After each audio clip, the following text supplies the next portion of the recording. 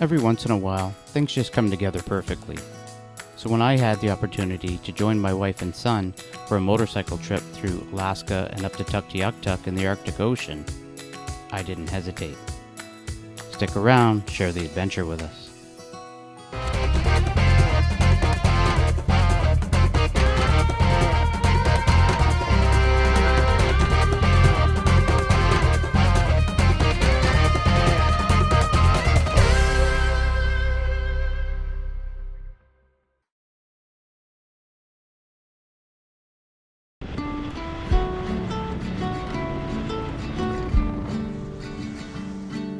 Today we would ride the Stewart Cassiar Highway with a planned camp at Teslin Lake, BC for the night.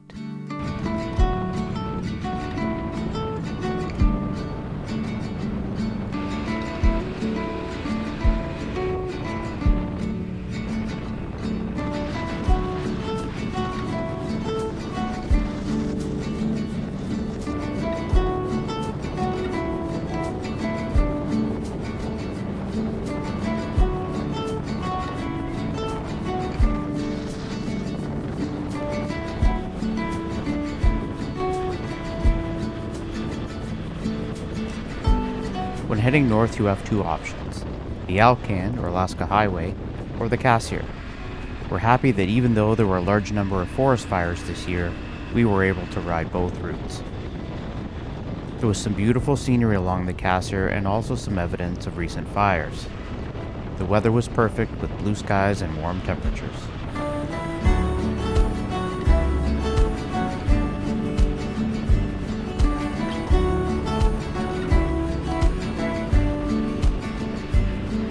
We stopped in at Jade City for a break to check out the incredible art created here. We also enjoyed the free coffee they offer to travelers.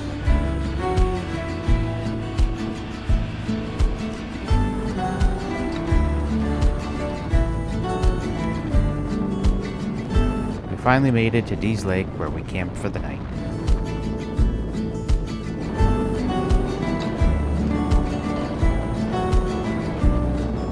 Today we were riding the Cassiar Highway to Stewart, British Columbia.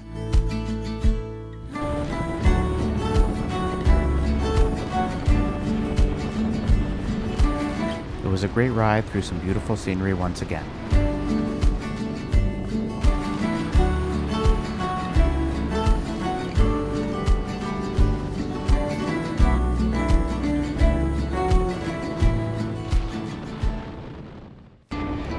There were some gravel sections along the way, but the roads were in pretty good shape.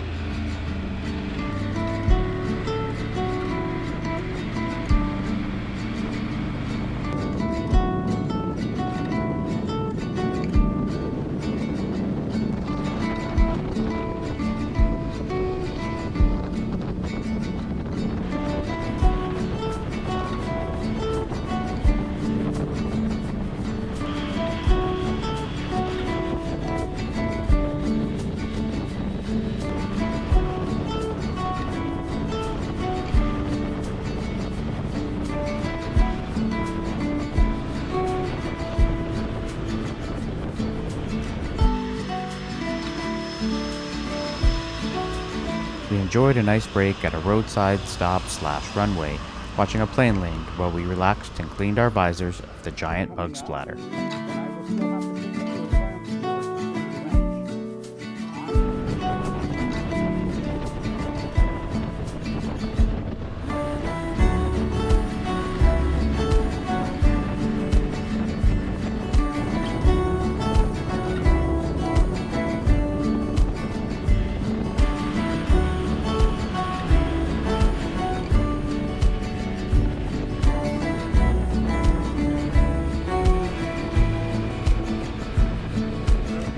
We stopped in at the Belle Two Lodge for a coffee break and to stretch our legs.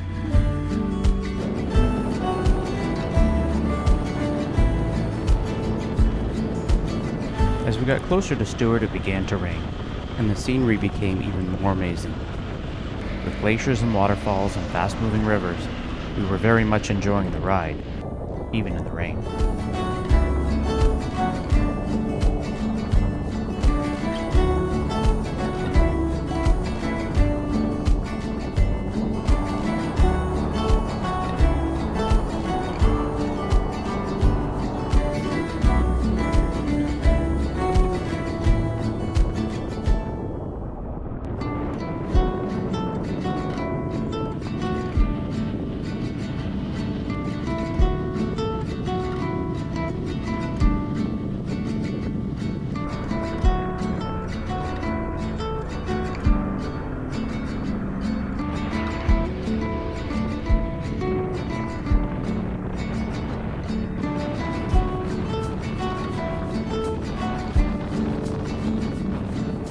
arrived in Stewart and checked into the King Edward Hotel. After some hot showers, we found the rain had pretty much stopped, so we explored the town and had dinner at the El Tostador restaurant and some delicious Mexican cuisine.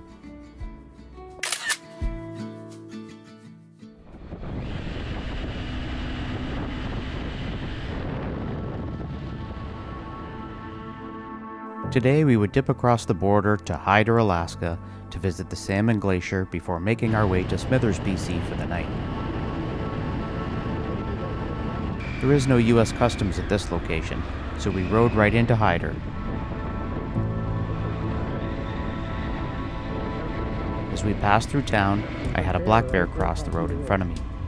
Minutes later, we came to the Fish Creek Wildlife Observation Site in the Tongass National Forest.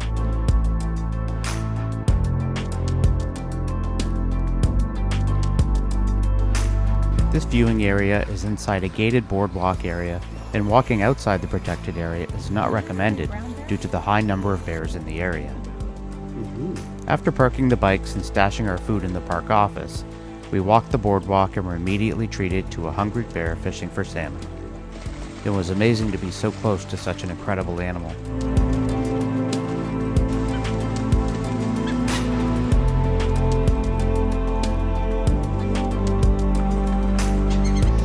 You gotta go. What an experience that was. We continued on towards the Salmon Glacier as the road turned to gravel and became rougher with rock debris, potholes, and washboard.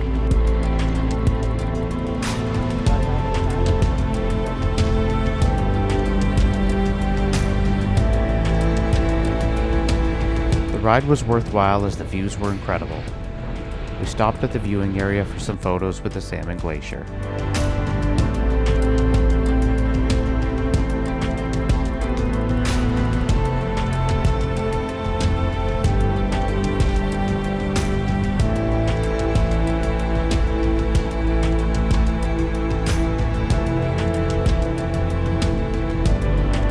The road did continue past the viewing area, so we figured we'd take it as far as we could. The road became even more difficult as we passed steep cliffs and even some old mines. We eventually made it to the Salmon Glacier mining camp, where they were helicoptering in supplies.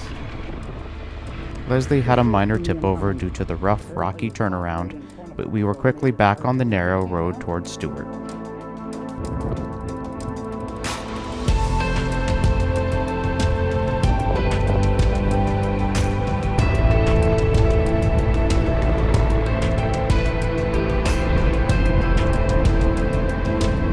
This rocky, dusty, winding road may just be more difficult than the Dempster.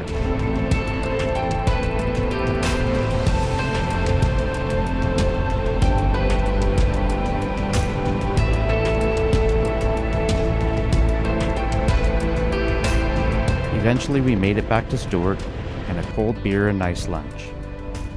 Our ride out of Stewart this time was under beautiful blue skies, which made the scenery so much different from the rainy day before. It felt like an entirely new route.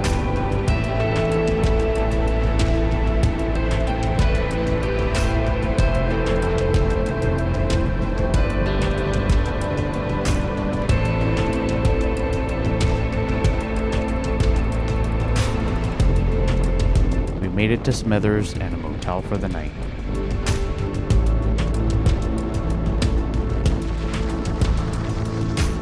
Today we would be heading to a campground near Prince George, British Columbia. Since our Smithers motel room had a kitchen, Leslie cooked a great breakfast while I did some bike maintenance. We stopped at a roadside park for a break and made our way past logging trucks and operations, while the scenery changed from mountains to rolling hills and farmland.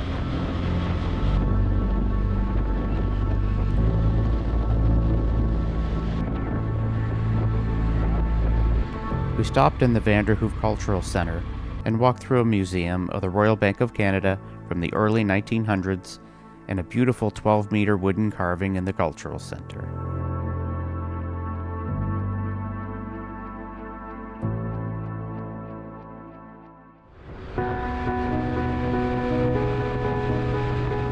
Today we would make our way to Clearwater, British Columbia. since our original plan of going through Jasper and down the Icefields Parkway was forced to change due to the wildfires in Jasper. We would have to go around the south route via Kamloops and ride north and back south again on the Icefields Parkway.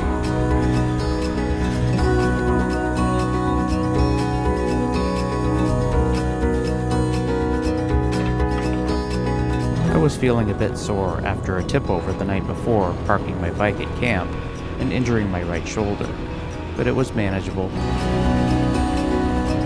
We made our way south on Route 5 to Clearwater and enjoyed a delicious barbecue dinner at the Hop and Hog Tap and Smokehouse. Today we would ride to Revelstoke, British Columbia, but first we would stop in at Wells Grey Provincial Park to see HelmecknFalls. There when the sun goes down, we could walk this autumn town, find a place to be alone, look into your eyes, feeling butterflies. We could dance under the stars. We came to this park by car many years ago, and the kids were much younger then. We managed to replicate an old photo we took way back in 2008. To be just you and me. We can lose this love, so hold on to what we know we have. Hold on to moments that we've shared. We rode through some beautiful scenery as we passed through Kamloops and stopped for lunch. Everything will be fine. Just hold on.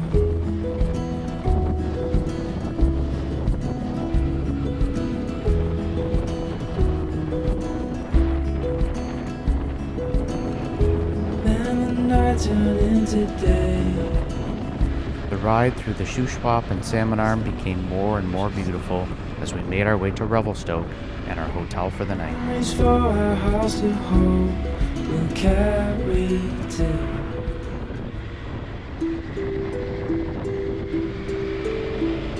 Today we would make our way to Banff, Alberta, but not without first riding one of the most iconic roads in the world, the Icefields Parkway.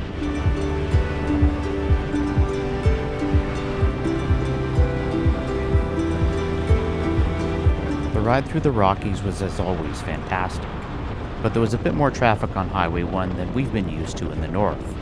But with the amazing views, it made up for it in spades.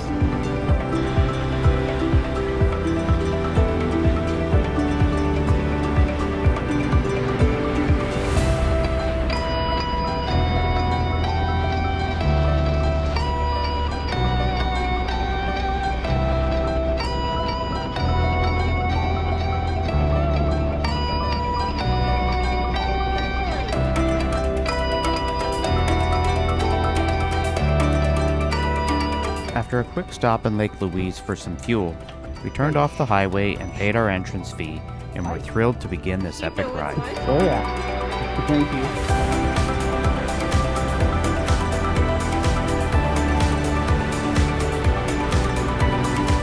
The year-round Icefields Parkway is a 232-kilometer highway stretching from Jasper in the north to Lake Louise in the south. Unfortunately, due to the fires in Jasper, the road was closed at the Jasper Columbia Icefields Discovery Center, so we would have to double back. That's okay though, I didn't mind riding it twice.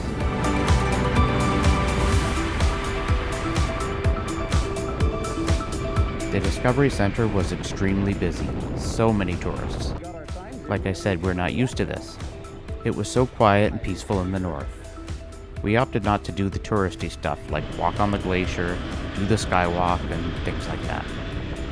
We were happy with just going for another spectacular ride down the Icefields Parkway back to Lake Louise.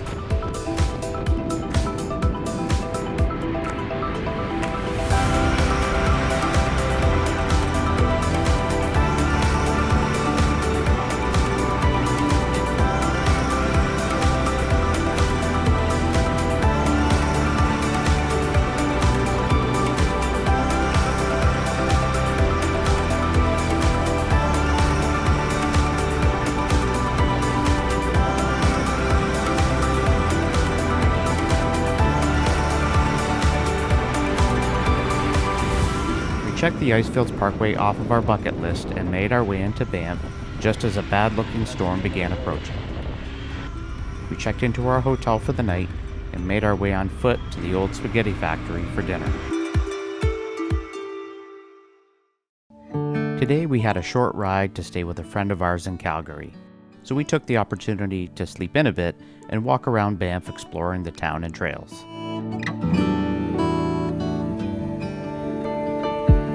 We checked out some shops in town and hiked up to the Cascade of Time Garden, and then hiked the trail alongside the Bow River in a light rain. After a quick lunch, we loaded up the bikes and hit the Trans-Canada Highway for our ride to Calgary. After we passed Canmore, the landscape flattened out, and before we knew it, we were in Calgary, happy to see our friend Sabine, who also rode a Honda NC750. We stayed with her for a couple of nights.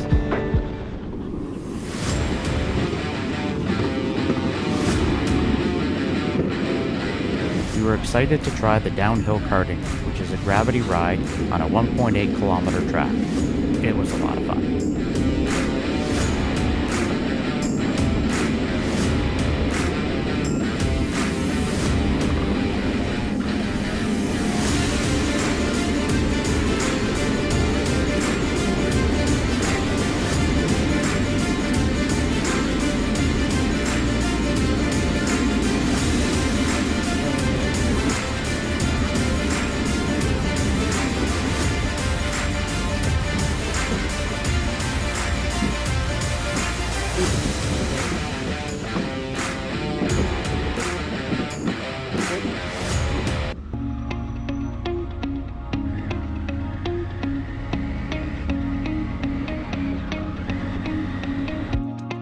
It was time to leave Calgary and head back to Cold Lake.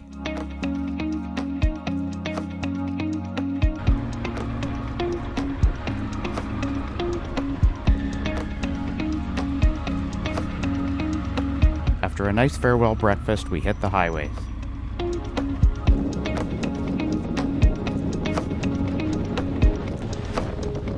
Waved goodbye to Sabine and pointed the bikes towards Edmonton.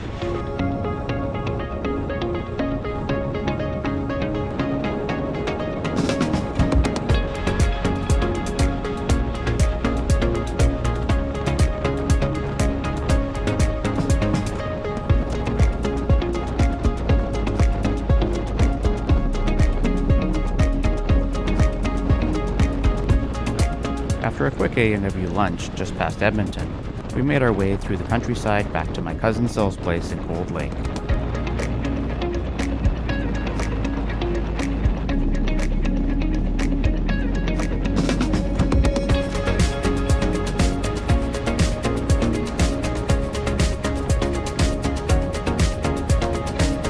Pulling into the driveway after 14,000 kilometers of riding, and all that we had accomplished was extremely satisfying.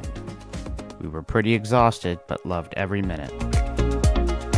Apparently, Buttercup had a baby named Whiskey while we were away.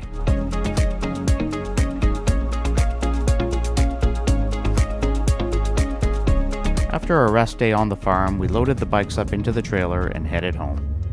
It felt weird to drive in a car again after so much time outside in the elements on a motorcycle. How do you like the road? Love it.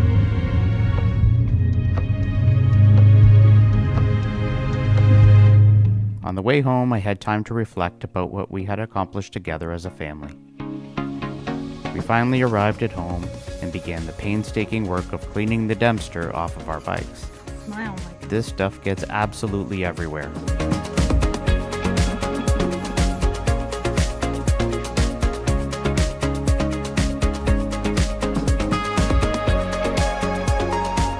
Thanks for watching.